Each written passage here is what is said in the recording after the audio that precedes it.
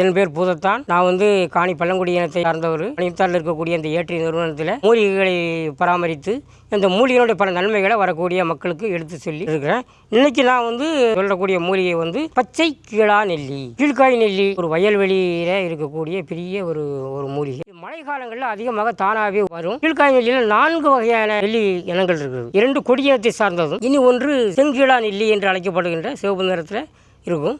இது ஒன்று பச்சை கிழா நெல்லி அப்படின்னு சொல்லக்கூடியது.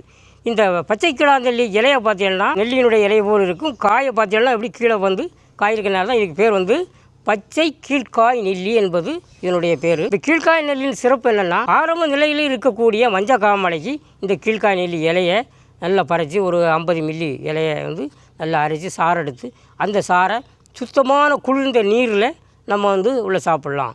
அப்படி காலை மாலை இரவு 3 நேரங்களில் 3 நாள் அப்படி சாப்பிட்டு வந்தோம்னா அந்த நோயை ஆட்டோமேட்டிக்காகவே அது குறைச்சிரும். இந்த 3 நாட்களுமே நம்ம காரம், புளி, உப்பு, உரப்பு, கருவாடு, மீன் இந்த மாதிரி விஷயங்கள் எல்லாம் நம்ம தவிர்க்கணும்.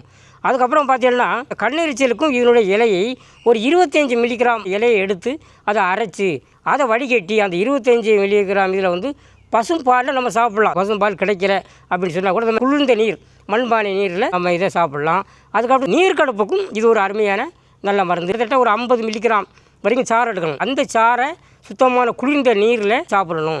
காலை மாலை இரவு 3 வேளைகளையும் 3 நாள் நம்ம சாப்பிட்டு வந்தோம்னா அந்த நீர்க்கடுப்பு நோய் நமக்கு குணமாகுது. இது நாம் சாப்பிட்டு 1 மணி நேரம் கழிந்து அதற்கு பின் தான் இது சாப்பிடணும். சாப்பிட்ட உடனே நம்ம இது சாப்பிடக்கூடாது. இப்படி சாப்பிட்டோம்னு சொன்னால் இது மஞ்சக்காமலை நோயும், நீர்க்கடுப்பு நோயும், கண்ணெரிச்சல் நோயும் நமக்கு குணமாகிடுது. அனைவருக்கும் நன்றி. அடுத்த காணொலியில் இன்னொரு மூலிகையோடு நாம் சந்திப்போம்.